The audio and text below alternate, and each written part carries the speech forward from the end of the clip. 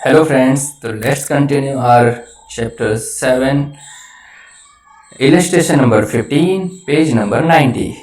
The members of Blue Move Peacocks Appliances Private Limited holding more than 1/10th voting power of the company. मतलब more than 10th part कह सकते हैं ना, 10वें हिस्से से ज़्यादा एक ब्लू मेंबर हैं blue peacock alliance holding more than 1/10 of, अगर 100 है तो 10 होता है 1/10, तो 10 से ज़्यादा होल्ड करते हैं.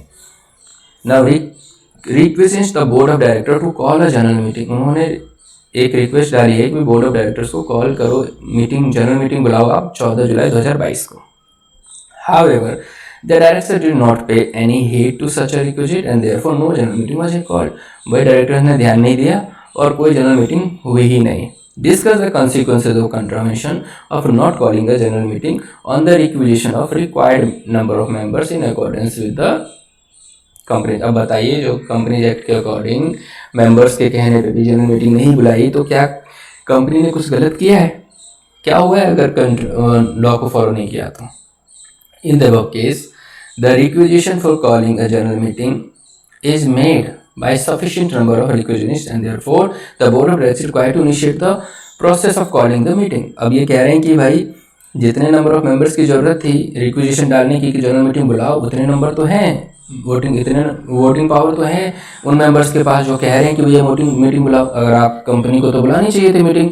Now according to section 100, if the board does not, अगर सेक्शन 100 के हिसाब से अगर कंपनी ऐसा नहीं करती है within 21 days from the date of receive of the valid requisition, 21 दिन के अंदर जब उन्होंने रिक्वेस्ट किया, रिक्विजिशन दी है मेंबर्स ने जिनके पास 1/10 से ज़्यादा शेयर्स हैं वोटिंग राइट्स, तो वो 21 दिन के अंदर कंपनी को प्रोसीड करना चाहिए to call a meeting within 45 days from the date of receipt.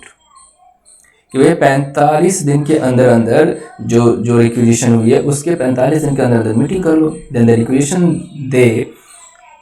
कहाँ गया है, requisition themselves call and then the requisitionist them may themselves call and hold the meeting. उसके बाद उनको अलाउ करना चाहिए था, उनको बुलाओ और मीटिंग कर लो.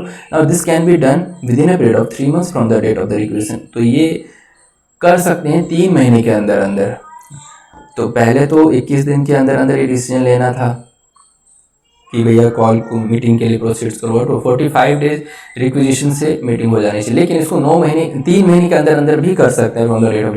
According to section 100, a meeting by the requisitionist shall be called and held in same manner in which the meeting is called and held by board. जो मीटिंग होगी वो उसी तरीके से होगी जब बोर्ड ऑफ डायरेक्टर खुद मीटिंग हेल्ड करते हैं, सेम मैनर में.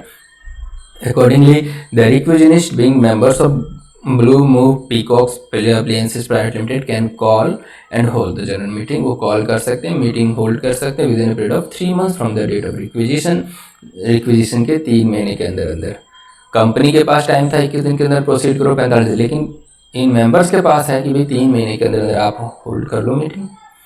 And 3 months from the date of since the board was not inclined to call such, क्योंकि बोर्ड ने तो मीटिंग ऐसी बुलाई नहीं है within the stipulated time after the requisition made.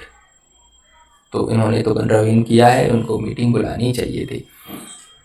Now illustration 16, the board of directors of Vishnu Orchids Limited, a company having its registered office in New Delhi.